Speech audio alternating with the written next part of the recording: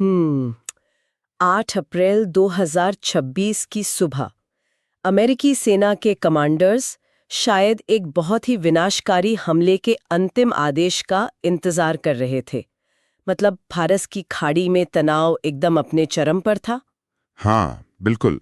और ऐसा लग रहा था कि किसी भी पल बस एक बड़ा टकराव शुरू ही हो जाएगा। हाँ, और अचानक इंटरनेट पर एक सोशल मीडिया पोस्ट इस पूरे संभावित युद्ध को रोक देता है। मतलब कोई लंबा कूटनीतिक ड्राफ्ट नहीं, कोई संयुक्त राष्ट्र का आपातकालीन सत्र नहीं, बस एक डिजिटल घोषणा और दुनिया के दो सबसे बड़े धुर विरोधियों के बीच अचानक से ब्रेक लग जाता है। वाकई ये बहुत ही हैरान करने वाला था। है ना? तो द डीप डाइव की इस नई गहन चर्चा में स्वागत है, जहां हम इसी अभूतपूर्व कूटनीतिक घटनाक्रम की परतों को उधेड़ने वाले हैं। आज के विश्लेषण के लिए हमने उन ताज़ा रिपोर्टों और आधिकारिक बयानों को खंगाला है जो बताते हैं कि 10 अप्रैल 2026 को इस्लामाबाद में होने वाली शांति वार्ता से ठीक पहले पर्दे के पीछे असल में क्या-क्या हुआ। और देखिए, ये एक ऐसा क्षण है जिसने वैश्विक कूटनीति के हर स्थापित नियम को एक तरह से चुनौती दी है। जब संघर्ष का पैमाना इतना बड़ा हो, तो अचानक आए इस ठहराव के पीछे के असली कारणों को समझना बहुत जरूरी है। सही कहा। ये केवल एक घटना को समझना नहीं है, बल्कि दुनिया की पूरी सुरक्षा व्यवस्था कैसे काम करती है, ये उसे समझने का एक तरीका है। आज हमारा मिशन यही समझना है कि कैसे ये अचानक संघर्ष विराम हुआ और इसमें पाकिस्तान की अप्रत्याशित भूमिका क्या थी। जी, और सतह पर जो दिखाई देता है, भू राजनीति में असली कहानी हमेशा उससे कहीं अधिक जटिल होती है। धमकियों से लेकर मेज पर बैठने तक का ये सफर कई रणनीतिक मजबूरियों का नतीजा है। बिल्कुल। तो चलिए सबसे पहले इसे थोड़ा खोलकर समझते हैं। घटनाक्रम की शुरुआत उस सबसे बड़े ट्रिगर से होती है जिसने पूरी दुनिया को चौंका दिया। 8 अप्रैल की सुबह अमेरिकी राष्ट्रपति डोनाल्ड ट्रंप ने अपने प्लेटफॉर्म ट्रूथ सोशल पर एक घोषणा की। जी, ट्रूथ सोशल पर उन्होंने कहा कि वो 2 हफ्तों के लिए ईरान पर बमबारी और हमले स्थगित कर रहे हैं। लेकिन इस घोषणा से ठीक पहले का माहौल याद करना बहुत जरूरी है। मतलब ट्रंप लगातार ईरान से होर्मुज स्ट्रेट खोलने की मांग कर रहे थे। बिल्कुल। और धमकियों का स्तर देखिए, उन्होंने ईरान को पाषाण युग में वापस धकेलने यानी pushback into the stone age की चेतावनी तक दे दी थी। हाँ, यही तो सोचने वाली बात है। एक नेता जो किसी देश को पूरी तरह तबाह करने की बात कर रहा हो, वो अचानक 2 हफ्ते की मोहलत कैसे दे सकता है? मतलब क्या ये सिर्फ एक कूटनीतिक चाल है? इस अचानक आए बदलाव को समझने के लिए ना, हमें कूटनीतिक बयानों और जमीनी हकीकत के बीच के अंतर को देखना होगा। ये जो पाषाण युग में धकेलने की बात है, ये एक मैक्सिमलिस्ट यानी चरम कूटनीतिक दबाव की रणनीति का हिस्सा होती है। अच्छा, तो ये सिर्फ डराने के लिए था? एक तरह से हाँ, इसका उद्देश्य सामने वाले को मनोवैज्ञानिक रूप से तोड़ना होता है। लेकिन असली पेच यहाँ होर्मुज स्ट्रेट में छिपा है। Hormuz strait. हाँ, ये 2 हफ्ते की मोहलत किसी हृदय परिवर्तन का नतीजा नहीं थी, बल्कि ये होर्मुज स्ट्रेट से जुड़े एक बहुत बड़े आर्थिक खतरे को टालने की रणनीतिक जरूरत थी। देखिए, होर्मुज स्ट्रेट का जिक्र बार बार आता है। अब एक आम धारणा ये है कि अमेरिका खुद दुनिया के सबसे बड़े तेल उत्पादकों में से एक है। बिल्कुल सही बात है। तो फिर होर्मुज स्ट्रेट के बंद होने या न होने से अमेरिका को इतना सीधा और इतना बड़ा खतरा कैसे हो सकता है कि उसे अपनी सैन्य योजना रोकनी पड़े? मुझे ये थोड़ा समझ नहीं आया। मैं समझाता हूँ। असल में तेल का बाजार एक वैश्विक पूल की तरह काम करता है। हॉर्मुज स्ट्रेट फारस की खाड़ी और ओमान की खाड़ी के बीच एक बहुत ही संकरा जलमार्ग है। संकरा रास्ता है। जी, और दुनिया के कुल समुद्री तेल व्यापार का लगभग 1/3 हिस्सा रोजाना इसी रास्ते से गुजरता है। अब अगर ईरान इस रास्ते को बंद कर दे, तो वैश्विक बाजार से अचानक लाखों बैरल तेल एकदम गायब हो जाएगा। ओह, मतलब सप्लाई चेन ही टूट जाएगी। बिल्कुल। और इससे कोई फर्क नहीं पड़ता कि अमेरिका अपना तेल खुद बनाता है, क्योंकि तेल की कीमतें वैश्विक स्तर पर तय होती है। अच्छा, तो मतलब अमेरिका में भी तेल महंगा हो जाएगा। एकदम। सप्लाई कम होते ही पूरी दुनिया में और जाहिर तौर पर अमेरिका में भी तेल की कीमतें आसमान छूने लगेंगे। इसका सीधा असर महंगाई, सप्लाई चेन और आम इंसान की अर्थव्यवस्था पर पड़ेगा। लेकिन एक सवाल और है, क्या ईरान सच में अमेरिका जैसी नौसैनिक महाशक्ति के सामने होर्मुज स्ट्रेट को बंद करने की क्षमता रखता है? मतलब अमेरिकी नौसेना तो उसे कुछ ही घंटों में साफ कर सकती है ना? ये एक बहुत ही अहम बिंदु है। देखिए, ईरान को होर्मुज स्ट्रेट को बंद करने के लिए अमेरिकी नौसेना को हराने की कोई जरूरत नहीं है। ऐसा क्यों? क्योंकि उसे बस इस जलमार्ग को इतना खतरनाक बनाना है कि कोई भी कमर्शियल जहाज वहां से गुजरने की हिम्मत ही ना करे। इसे सैन्य भाषा में एसीमेट्रिक वॉरफेयर या असममित युद्ध कहते हैं। अच्छा, मतलब सीधा युद्ध नहीं लड़ना है। बिल्कुल नहीं। ईरान को केवल कुछ समुद्री खदानें यानी सी माइंस बिछानी है या अपने छोटे और तेज गति वाले हमलावर जहाजों का इस्तेमाल करना है। ओ, जो एंटी शिप मिसाइलों से लैस होते हैं। हाँ, जैसे ही वहां एक भी तेल के टैंकर पर हमला होगा, वैश्विक बीमा कंपनियां उस रास्ते से जाने वाले जहाजों का बीमा करना बंद कर देंगी। और बिना बीमा के तो कोई भी कमर्शियल जहाज वहां नहीं जाएगा। एकदम सही। और स्ट्रेट अपने आप बंद हो जाएगा। किसी बड़े युद्ध की जरूरत ही नहीं पड़ेगी। बाप रे, ये तो एक ऐसी प्रेशर कुकर वाली स्थिति हो गई जिसकी सीटी बजने की वाली थी। इसका मतलब है कि 2 हफ्ते का ये जो पॉज बटन दबाया गया, वो असल में दोनों पक्षों के लिए एक जीवन रक्षक उपाय था। हाँ, बिल्कुल ऐसी समझ लीजिए। अमेरिका वैश्विक आर्थिक संकट और तेल की कीमतों में उछाल से बचना चाहता था, और ईरान एक सीधे विनाशकारी अमेरिकी सैन्य हमले से खुद को बचाना चाहता था। मतलब दोनों ही डर रहे थे। जी।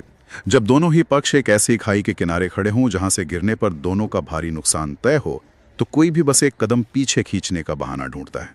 लेकिन सीधे तौर पर पीछे हटने से कमजोरी भी तो दिखती है ना? बिल्कुल। और यहीं से कहानी का दूसरा सबसे दिलचस्प हिस्सा शुरू होता है। अगर दोनों को पीछे हटना था लेकिन अपनी कूटनीतिक साख भी बचानी थी, तो दोनों के बीच संपर्क कैसे हुआ? हाँ, क्योंकि अमेरिका और ईरान के बीच तो कोई सीधे राजनयिक संबंध है ही नहीं। जी। इस खाई को पाटने के लिए किसी तीसरे पक्ष की जरूरत थी, और ट्रंप की पोस्ट में स्पष्ट रूप से बताया गया कि यह फैसला पाकिस्तान के प्रधानमंत्री शहबाज शरीफ और फील्ड मार्शल आसिफ मुनीर के साथ हुई बातचीत के बाद लिया गया। यहाँ कहानी एक बहुत ही रोचक मोड़ लेती है। कूटनीतिक हलकों में पाकिस्तान की एंट्री अप्रत्याशित लग सकती है। मतलब दुनिया में इतने सारे देश हैं, संयुक्त राष्ट्र है, यूरोपीय देश हैं। बहुत सारे विकल्प थे। फिर वैश्विक कूटनीति के इस सबसे खतरनाक और संवेदनशील मंच पर पाकिस्तान ने मध्यस्थ की ये जगह कैसे बनाई? देखिए, कूटनीति में सबसे सफल मध्यस्थ वो नहीं होता जो सबसे ताकतवर हो, बल्कि वो होता है जिसके पास दोनों पक्षों तक पहुंचो और जो दोनों पक्षों के लिए ट्रांजैक्शनल रिस्क यानी लेन देन की जोखिम को कम कर सके। अच्छा, इसे थोड़ा और आसान भाषा में समझाएं। जैसे फाइनेंस की दुनिया में एक क्लियरिंग हाउस होता है, एक संस्था जो खरीदार और विक्रेता के बीच गारंटर का काम करती है ताकि कोई मुकर ना सके। पाकिस्तान यहाँ भू राजनीतिक क्लियरिंग हाउस की भूमिका निभा रहा है। समझ रही हूँ। ईरान के साथ पाकिस्तान की 900 किलोमीटर लंबी सीमा लगती है। दोनों पड़ोसी हैं। बिल्कुल। और उनके बीच सुरक्षा से जुड़े कई साझा हित और चिंताएं हैं। दूसरी तरफ अमेरिका के साथ पाकिस्तान के दशकों पुराने सैन्य और खुफिया संबंध रहे हैं। तो मतलब इस्लामाबाद एक ऐसी जगह है जहां दोनों पक्ष बिना किसी झिझक के संदेश भेज सकते हैं। हाँ, इस्लामाबाद दोनों के लिए एक न्यूट्रल ग्राउंड बन गया। और पाकिस्तान की तरफ से जो आधिकारिक बयान आया, उसकी भाषा भी मुझे इस क्लियरिंग हाउस वाली भूमिका को पुष्ट करती हुई दिखी। मतलब प्रधानमंत्री शहबाज शरीफ ने जब इस युद्ध विराम की घोषणा की तो उनके शब्द थे, अत्यंत विनम्रता के साथ मुझे ये घोषणा करते हुए खुशी हो रही है। हाँ, ये शब्द बहुत महत्वपूर्ण है। वही तो, ट्रंप की आक्रामक पाषाण युग वाली भाषा के सामने ये अत्यंत विनम्रता वाला कूटनीतिक शब्दजाल क्या दर्शाता है? अत्यंत विनम्रता के साथ कहना एक बहुत ही सोची समझी कूटनीतिक चाल है। देखिए, जब दो महाशक्तियां अहंकार और अस्तित्व की लड़ाई लड़ रही हों, तो मध्यस्थ को ये जताना होता है कि वो इस घटनाक्रम से अपना कोई राजनीतिक कद नहीं बढ़ा रहा है। मतलब वो ये नहीं दिखा रहा है कि मैंने कुछ बड़ा कर दिया। बिल्कुल। ये भाषा अमेरिका और ईरान दोनों को ये भरोसा दिलाती है कि पाकिस्तान केवल एक सुविधा प्रदान करने वाला तंत्र है, कोई नया पावर प्लेयर नहीं जो उनकी इस नाजुक स्थिति का फायदा उठाना चाहता हो। मैंने उन रिपोर्टों में एक और चीज पर गौर किया। ट्रंप की पोस्ट में उन्होंने केवल पाकिस्तान के प्रधानमंत्री का जिक्र नहीं किया, बल्कि सेना प्रमुख फील्ड मार्शल आसिम मुनीर का भी नाम लिया। जी हाँ, ये दोहरा जिक्र बहुत कुछ इशारा करता है। वही तो मैं सोच रही थी कि ऐसा क्यों। ये इस बात की स्वीकारोक्ति है कि किसी भी मध्यस्थता को सफल बनाने के लिए केवल राजनीतिक इच्छा शक्ति काफी नहीं होती, बल्कि सैन्य गारंटी भी बहुत जरूरी होती है। खासकर पाकिस्तान के संदर्भ में, जहां सैन्य प्रतिष्ठान की भूमिका बहुत अहम है। बिल्कुल। अमेरिका और ईरान दोनों ये जानते हैं कि अगर उन्हें कोई ठोस आश्वासन चाहिए, तो वो आश्वासन नागरिक सरकार और सैन्य नेतृत्व दोनों की तरफ से आना चाहिए। तो ट्रंप का दोनों का नाम लेना ये दिखाता है कि बातचीत का ये बैक चैनल पूरी तरह से संस्थागत था। हाँ, ये कोई अनौपचारिक बातचीत नहीं थी। इस्लामाबाद में वार्ता टीमों को आमंत्रित किया गया है ताकि सभी विवादों का अंतिम समाधान निकाला जा सके। जी अंतिम समाधान यानी फाइनल सॉल्यूशन। हाँ। अब ये दावा मुझे थोड़ा अवास्तविक लगता है। मतलब दशकों पुरानी दुश्मनी और इतनी गहरी अविश्वास की खाई को क्या कुछ हफ्तों की बातचीत में पाटा जा सकता है? कूटनीतिक शब्दावली में ना अंतिम समाधान अक्सर एक एंकर या लंगर का काम करता है। इसका उद्देश्य ये नहीं होता कि पहले ही दिन सब कुछ सुलझ जाएगा। तो फिर इसका क्या मतलब होता है? इसका उद्देश्य बातचीत के दायरे को इतना बड़ा रखना होता है कि कोई भी पक्ष छोटी छोटी तकनीकी बातों पर उलझकर मेज छोड़कर ना जाए। अच्छा, मतलब एक बड़ा लक्ष्य सामने रखना ताकि लोग जुड़े रहें। जी, ये एक आदर्श लक्ष्य तय करने का तरीका है, लेकिन जमीनी हकीकत ये है कि मेज तक पहुंचना ही अपने आप में एक अलग युद्ध है। जो कि हमें एकदम मौजूदा स्थिति पर ले आता है। ताज़ा रिपोर्टों के अनुसार दोनों देशों के प्रतिनिधि मंडल बातचीत के लिए इस्लामाबाद पहुंच चुके हैं। हाँ, वे पहुंच तो गए हैं, लेकिन कमरा बंद है और बातचीत शुरू नहीं हुई है, क्योंकि ईरान ने इस्लामाबाद पहुंचते ही कुछ बहुत ही सख्त शर्तें रख दी हैं। जी, कूटनीति में हमेशा कैच होता है। बिल्कुल, उनकी स्पष्ट मांग है कि जब तक लेबनान में पूरी तरह से युद्ध विराम नहीं हो जाता और फ्रीज की हुई यानी जब्त की गई ईरानी संपत्तियां बहाल नहीं कर दी जाती, तब तक वो वार्ता की मेज पर बैठेंगे ही नहीं। और यहीं पर ये 2 हफ्ते का संघर्ष विराम एक बहुत ही नाजुक स्थिति में आ जाता है। मतलब ये तो एक बड़ी बिजनेस मीटिंग जैसा हो गया, जहां एक पार्टी मीटिंग रूम के बाहर खड़ी है और कह रही है कि जब तक हमारे पुराने बकाया पैसे अकाउंट में नहीं आते, हम कुर्सी पर नहीं बैठेंगे। एकदम सटीक उदाहरण है। ईरान यह जानता है कि अमेरिका को हॉर्मोज स्ट्रेट खुला चाहिए, इसलिए ईरान अपनी सबसे बड़ी मांगे बातचीत शुरू होने से पहले ही मनवा लेना चाहता है।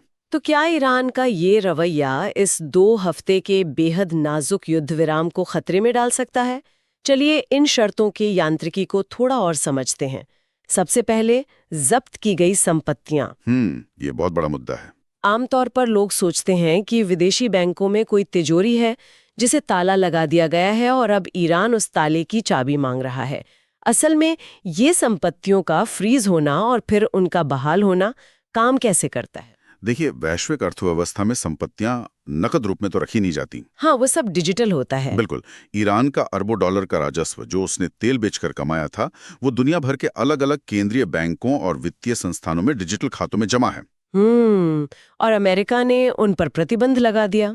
जी, जब अमेरिका प्रतिबंध लगाता है तो वो उन बैंकों को स्विफ्ट जैसे अंतर्राष्ट्रीय वित्तीय नेटवर्क के जरिए ईरान के केंद्रीय बैंक को पैसा ट्रांसफर करने से रोक देता है। अच्छा, तो स्विफ्ट नेटवर्क यहाँ मुख्य भूमिका निभाता है। हाँ, ईरान की मांग है कि अमेरिका उन प्रतिबंधों को हटाए और अंतर्राष्ट्रीय बैंकों को ये डिजिटल लेन देन पूरा करने की अनुमति दे। तो ईरान का तर्क ये है कि जब तक हमारे बैंक खातों में पैसा क्रेडिट होने का नोटिफिकेशन नहीं आता, हम ये कैसे मान ले कि अमेरिका बातचीत में गंभीर है? सटीक रूप से ईरान के लिए केवल पैसे की बात नहीं है, ये अनुपालन यानी कंप्लायंस को मापने का एक तरीका है। मतलब अगर बातचीत फेल भी हो जाए तो कम से कम पैसा तो मिल जाए। हाँ, अगर अमेरिका बातचीत के बीच में मुकर जाता है तो ईरान को कम से कम अपना कुछ पैसा वापस मिल चुका होगा। ये उनकी सुरक्षा है। बहुत ही चतुर रणनीति है। और अब दूसरी ओर शायद ज्यादा जटिल शर्त पर आते हैं, लेबनान। अमेरिका और ईरान के बीच हॉर्मुज स्ट्रेट और बमबारी को लेकर सीधा टकराव चल रहा है। जी, फिर ईरान इस द्विपक्षीय बातचीत में लेबनान को एक शर्त के रूप में क्यों जोड़ रहा है? शहबाज शरीफ के बयान में भी इसका जिक्र था कि युद्ध विराम में लेबनान भी शामिल है। देखिए, इसे भू राजनीतिक ढाल या स्ट्रैटेजिक डेप्थ के सिद्धांत से आसानी से समझा जा सकता है। लेबनान में हिजबुल्लाह मौजूद है, जो ईरान का सबसे अहम क्षेत्रीय सहयोगी और एक शक्तिशाली प्रॉक्सी नेटवर्क है। अच्छा, तो ईरान उन्हें बचाना चाहता है। बिल्कुल। ईरान की रक्षा रणनीति का एक बड़ा हिस्सा ये है कि वो अपने दुश्मनों को अपनी सीमाओं से दूर लेबनान, सीरिया या इराक जैसे देशों में उलझा कर रखें। यानी लेबनान ईरान के लिए आगे की रक्षा पंक्ति या फॉरवर्ड डिफेंस लाइन का काम करता है। एकदम सही। अब कल्पना कीजिए कि ईरान और अमेरिका इस्लामाबाद में बातचीत की मेज पर बैठे और अगर उस दौरान लेबनान में ईरान के सहयोगियों पर हमले जारी रहते हैं, तो इसका मतलब है कि बातचीत के दौरान ही ईरान की रणनीतिक ढाल को कमजोर किया जा रहा है। ओह, तो वो एक साथ 2 मोर्चों पर लड़ रहे होंगे। जी, ईरान अमेरिका को ये कड़ा संदेश दे रहा है कि वो इस बातचीत के बहाने अपने सहयोगियों को कमजोर नहीं होने देगा। लेबनान में युद्ध विराम लागू करवाने का मतलब है कि पूरे क्षेत्र में रणनीतिक संतुलन को जस का तस फ्रीज कर देना, ताकि बातचीत के दौरान किसी एक पक्ष को कोई सैन्य लाभ न मिल सके। बिल्कुल यही उनका मकसद है। लेकिन ये तो एक बड़े विरोधाभास वाली स्थिति बन गई है। प्रतिनिधि मंडल इस्लामाबाद के एक होटल में मौजूद हैं।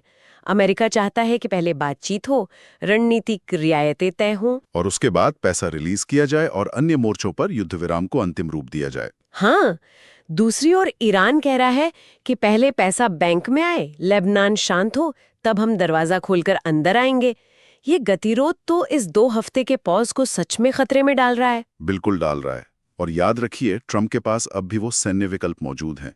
उन्होंने सिर्फ पॉज बटन दबाया है, कैंसिल नहीं किया है। मतलब मध्यस्थता का काम केवल निमंत्रण भेजना थोड़ी ना था। सही कहा। अब क्लियरिंग हाउस को सक्रिय रूप से काम करना होगा। तो अब उन्हें क्या करना होगा?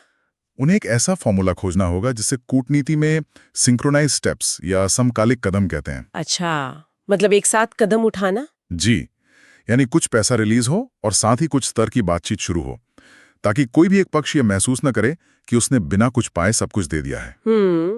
तो आज की इस गहन चर्चा से ये स्पष्ट होता है कि कैसे वैश्विक स्तर पर युद्ध और शांति का फैसला किन्हीं 2 नेताओं के मूड से ज्यादा गहरे भू राजनीतिक दबावों और रणनीतिक मजबूरियों पर निर्भर करता है। बिल्कुल। पाषाण युग में धकेलने की धमकियों और हार्मोन स्ट्रेट के बंद होने के खौफ से लेकर ट्रूथ सोशल पर एक अचानक आए पॉज बटन तक की ये यात्रा बहुत ही अभूतपूर्व है। और इस्लामाबाद में बैठे प्रतिनिधि मंडल इस बात का सबूत है कि भले ही 10 अप्रैल आ गया हो, लेकिन असली कूटनीतिक लड़ाई तो अब शुरू हुई है, जहां संपत्तियों की बहाली और क्षेत्रीय सहयोगियों की सुरक्षा दोनों दांव पर हैं। हाँ, और ये बहुत ही नाजुक दौर है। देखिए, हमारे सुनने वालों के लिए ये समझना जरूरी है कि ये घटनाक्रम केवल टीवी स्क्रीन पर चलने वाली कोई दूर की खबर नहीं है। हॉर्मुज़ स्ट्रेट, वैश्विक आपूर्ति श्रृंखला और तेल का गणित, ये सब वो चीजें हैं जो सीधे तौर पर हर आम इंसान की रसोई और उसके परिवहन के खर्च को तय करती हैं। जी, उसका असर हम सब पे पड़ता है। बिल्कुल। लेकिन आज के इस चर्चा को समेटने से पहले एक बहुत ही दिलचस्प और विचारणीय सवाल जहन में आता है। वो क्या? देखिए, आज पूरी दुनिया हॉर्मुज़ स्ट्रेट के बंद होने के डर से एक युद्ध को रोकने और 2 हफ्तों का कूटनीतिक ठहराव लाने पर मजबूर हो गई। हाँ, सही बात है। लेकिन जैसा कि हम देख रहे हैं, दुनिया तेजी से जीवाश्म ईंधन या फॉसिल फ्यूल से दूर जा रही है और नवीकरणीय ऊर्जा की ओर बढ़ रही है। हाँ, रिन्यूएबल एनर्जी का जमाना आ रहा है। तो क्या 20 या 30 साल बाद जब दुनिया की अर्थव्यवस्था तेज पर इतनी निर्भर नहीं रहेगी, तब हॉर्मुज़ स्ट्रेट जैसा जलमार्ग अपनी ये भू राजनीतिक अहमियत खो देगा? ये तो बहुत ही गहरा सवाल है ना? अगर स्ट्रेट ऑफ हॉर्मुज़ का ये खौफ खत्म हो गया, तो क्या भविष्य में अमेरिका या कोई अन्य महाशक्ति इस तरह के कूटनीतिक पॉज बटन दबाने को मजबूर होगी, या फिर ऐसे संघर्ष बिना किसी आर्थिक ब्रेक के सीधे युद्ध में बदल जाएंगे? सोचने वाली बात है कि क्या ये ऊर्जा का बदलाव हमारी दुनिया को ज्यादा सुरक्षित बनाएगा, या फिर देशों के बीच की वो आखिरी मजबूरी भी खत्म कर देगा जो उन्हें बातचीत की मेज पर खींच लाती है? खैर, ये एक ऐसा सवाल है जो आने वाले कल के लिए पूरी तरह खुला है। आप भी इस बारे में जरूर सोचिएगा। द डीप डाइव की आज की इस चर्चा में हमारे साथ जुड़ने के लिए बहुत बहुत धन्यवाद। अगली बार किसी नए और दिलचस्प विषय की गहराई में उतरेंगे।